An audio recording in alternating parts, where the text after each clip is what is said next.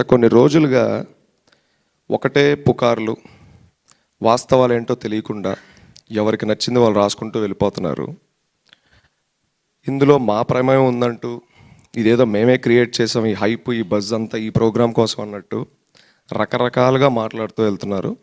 ఈ క్రమంలో నేను ఫ్రంట్ ఫేస్గా ఆర్గనైజేషన్ని రిప్రజెంట్ చేస్తున్నాను కాబట్టి నా ఫేస్ని పెట్టి 100 కోట్ల మోసగాడు, ఫ్యాన్స్ డబ్బుల్ని కొల్లగొట్టిన దొంగ, ఈ ముఠాకి వీడే అధ్యక్షుడు, ఇలా ఎన్నో పలు మాటలు, పదజాలాలు వాడుతూ విపరీతంగా కొన్ని మెయిన్ స్ట్రీమ్ మీడియాలు అలానే యూట్యూబ్ ఛానల్స్లో కూడా రాయడం జరిగింది. చూడండి, మేము చాలా చిన్నవాళ్ళం. ఒకటి ఏదన్నా ఒక పెద్ద మనిషి మన గురించి ఏమైనా రాశాడంటే వాటిని చూస్తేనే రాత్రులు నిద్ర పట్టనంత చిన్నవాళ్ళం మేము. అలాంటిది వారం రోజులుగా నాకు కుటుంబం ఉంటుంది. నా వయసు 27 ఏళ్ళు. వాళ్ళు ఎంతోమంది ఎక్కడి నుంచో ఇవన్నీ చూస్తూ, ఎందుకంటే సోషల్ మీడియా కంటే గ్రామాల్లోకి ఫాస్ట్గా వెళ్ళేది మన ఎలక్ట్రానిక్ మీడియా, అలానే మన మెయిన్ స్ట్రీమ్ మీడియా. వాళ్ళందరూ నాకు ఫోన్లు, మెసేజ్లు, పెద్దవాళ్ళు ఉన్నారు, అమ్మమ్మలు, తాతయ్యలు ఉన్నారు, వాళ్ళు చూసి ఆరోగ్యాలు పాటు చేసుకోవటం. ఈ వారం రోజులుగా నేను ఎంత కుంగిపోయాను, ఎంత డౌన్ అయ్యానో ఎవరికి తెలియదు. ఎవరికి చెప్పను కూడా చెప్పలేదు ఎక్కడ. అందుకే ఇలాంటిది ఒకటి జరిగిందని నేను చాలా లో లైట్లో, చాలా కామ్గా అప్డేట్స్ అన్నీ కూడా మేము ఆర్గనైజేషన్ నుంచి ఇచ్చుకుంటూ సైలెంట్ అయ్యాం. ఏదున్నా 18వ తారీఖు మాట్లాడుకుందామని. అయినా మన మీడియా సోదరులు కొంతమంది మొన్న ఇక్కడే బయట కూడా నన్ను ఇంటర్వ్యూ చేయడం జరిగింది. నేను హ్యాండిల్ చేస్తున్న ప్రెషర్ని దృష్టిలో పెట్టుకొని నేనేదో 1-2 పదజాలాలు అటు ఇటు దొర్లుంటే దయచేసి మా నందమూరి తారక రామారావు గారిని అలాగే వారి అభిమానుల్ని కూడా క్షమాపణ కోరడం జరుగుతుంది. రెండోది పోతే మన మీడియా మిత్రులు కూడా ఎక్కడన్నా అన్కంఫర్టబుల్గా నేను చేసుంటే దయచేసి క్షమించండి. ఇది ఏది వాంటెడ్గా కాదు. ఈ వారం రోజుల్లో పెను ఉప్పెన్ని చూశాను నేను, కానీ ఎక్కడ వెనక్కి తగ్గేది లేదు. ఈ ప్రోగ్రాం జరగాల్సిందే. ఈ ఊరువాడ ఐడియా జనాల్లోకి వెళ్ళాల్సిందే. దీనికి ఎంత అడ్డంకులు ఎదురైనా దీన్ని ముందుకు తీసుకెళ్లడమే, దీనికోసం ఫైట్ చేద్దామని ఇవాళ మళ్ళీ ఇక్కడ ఉన్నాను. సో నేను తెలియకుండా తప్పు చేసుంటే క్షమించండి. సుమారు 10 సంవత్సరాల క్రితం ఎక్కడో ఒక సినిమా ఆడియో ఫంక్షన్ వేదిక మీద మా నందమూరి తారక రామారావు గారు ఒక మాట అన్నాడు. అభిమానాన్ని వృధా చేయకండి, 10 మందికి ఉపయోగపడే పనులు చేయండి అని. ఆయనకి తెలియకుండా ఆయన నాటిన ఒక విత్తనం ఇవాళ పెరిగి పెరిగి పెరిగి పెరిగి ఒక వటవృక్షంగా మారింది.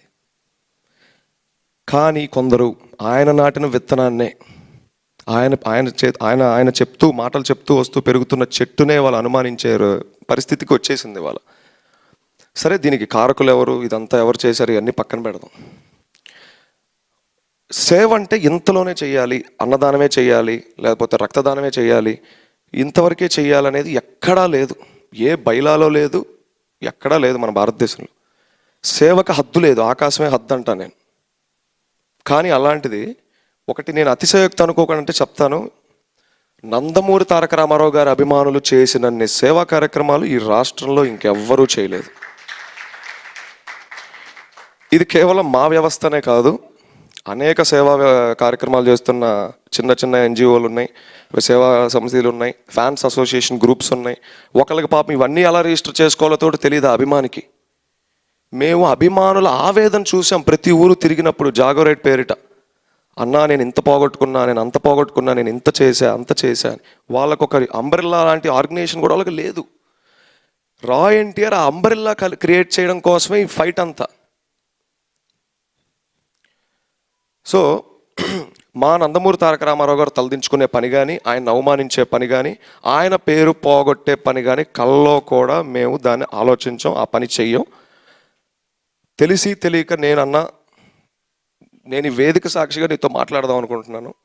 ఎక్కడన్నా నిన్ను హట్ చేసిన, అగ్రెసివ్గా మాట్లాడిన అనిపించిన దయచేసి నా వయసు ఒక్కసారి చూసి నాకు క్షమించన్నా.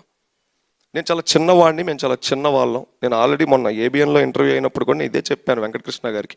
నా ఫ్యామిలీ బ్యాక్గ్రౌండ్ ఏంటి, నేను ఎక్కడి నుంచి వచ్చాను అన్నీ చెప్పాను. మా వెనకాల ఎవరూ లేరు. ఒక పెద్ద కథనం రాస్తే దాన్ని మేము ఫైట్ చేసేంత దమ్ము ధైర్యం కూడా మాకు లేదు, మౌనంగా కూర్చోవడం తప్ప. సరే, ఇవన్నీ పక్కన పెడదాం. ఇవాళ వేదిక ఊరువాడ కాన్సెప్ట్ గురించి డిస్కస్ చేసుకోవాలి. ఒక సినిమాకి ఎలా అయితే ఫస్ట్ హాఫ్, సెకండ్ హాఫ్ అని 2 భాగాలు ఉంటాయో, ఊరువాడ కార్యక్రమానికి 3 అడుగులు ఉంటాయి. మొదటి అడుగు సేవతో యువ జాగృతి. మన ఆంధ్ర రాష్ట్రంలో సుమారుగా 2,500కు పైచిలుకు అండర్ గ్రాడ్యుయేషన్ కాలేజీలు ఉన్నాయి. అనగా B Tech, degree, law, nursing, MBA, BBA and other than that polytechnic లాంటి కాలేజీలు కూడా ఉన్నాయి. మేము ఎంచుకున్న సెంటర్లో ఒక చిన్న డ్రైవ్ నిర్వహించి యాంటీ సోషల్ ఎలిమెంట్స్కి అగెనెస్ట్గా, అనగా డ్రగ్స్ ఇవన్నీ కూడా యాంటీ సోషల్ ఎలిమెంట్స్ కిందకే వస్తాయి కనుక వాటికి సంబంధించి ఒక సదస్సు నిర్వహిస్తాం.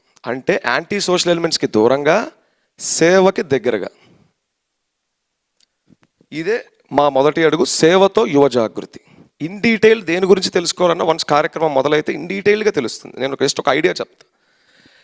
నెక్స్ట్ రెండో అడుగు, మన ఊరు మన బాధ్యత. అలానే మన ఆంధ్రప్రదేశ్లో కొన్ని వేల గ్రామాలు ఉన్నాయి. అందులో కొన్ని పంచాయతీ కింద ఉంటాయి, కొన్ని నాన్ పంచాయతీ ఉంటాయి, కొన్ని రెవెన్యూ విలేజ్లు ఉంటాయి.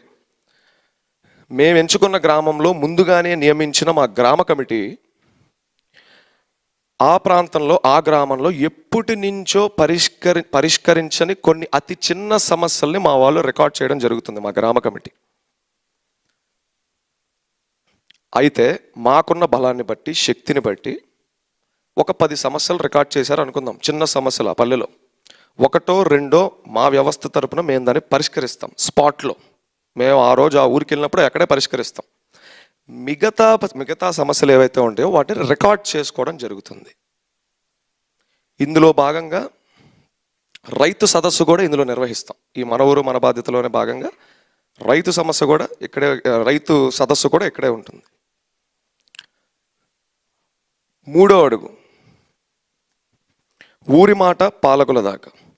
చూడండి, ఊరంటే కుటుంబాల ఒక సమ్మేళనం, కుటుంబానికి పెద్ద తండ్రి. ఆ కుటుంబంలో ఏదైనా పెద్ద సమస్యలు, లైక్ మంచినీటి సమస్యలు, లేకపోతే అనారోగ్యంతో బాధపడుతున్న ఫ్యామిలీ, కరెంటు సమస్యలున్నా ఆ ఇంటి పెద్దయిన తండ్రి దాన్ని చాలా ఫాస్ట్గా సాల్వ్ చేస్తాడు, పరిష్కరిస్తాడు. ఎందుకంటే అవి చాలా ఇంపార్టెంట్ కాబట్టి. ఒకవేళ ఆ ఇంట్లో చిన్న సమస్యలు, కొళాయి తిప్పితే నీళ్ళు సరిగ్గా రాకపోవడం, స్విచ్ ఆన్ చేస్తే బల్బు సరిగ్గా ఎలకపోవడం, ఇలాంటి చిన్న సమస్యల్ని ఆ ఇంటి తండ్రి, ఆ పెద్ద అంత ఫాస్ట్గా పట్టించుకోరు. అది తప్పు కాదు, ఆయనకి పెద్ద డీల్ చేస్తాడు కాబట్టి పట్టవు. కానీ ఆ ఇంట్లో ఉన్న వారి ఇళ్ళకి, వాళ్ళ పిల్లలకి నిరంతరం వాళ్ళ ప్రాబ్లమ్స్తో సహజీవనం చేయాల్సి ఉంటుంది. కనుక మనం మన తండ్రినైనా మనం మన కష్టాలు ముందు పెట్టుకోకపోతే అవి సాల్వ్ అవ్వవు. చిన్నవే కానీ రోజు మనం వాటితో పోరాడాలి. సో ఇప్పుడు ఊరికి ఎగ్జాంపుల్గా తీసుకుందాం.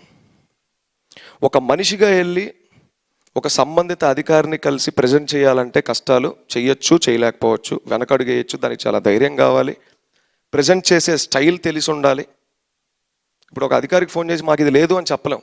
ఏది లేదు, ఎక్కడ లేదు, దానికి ఎంత ఖర్చు అవుతుందమ్మా, ఏంటి అని వాళ్ళు అడిగినప్పుడు చెప్పే స్టైల్ ఉండాలి, దానికి ఒక ఇది ఉండాలి, ప్రజెంటేషన్ స్కిల్స్ ఉండాలి.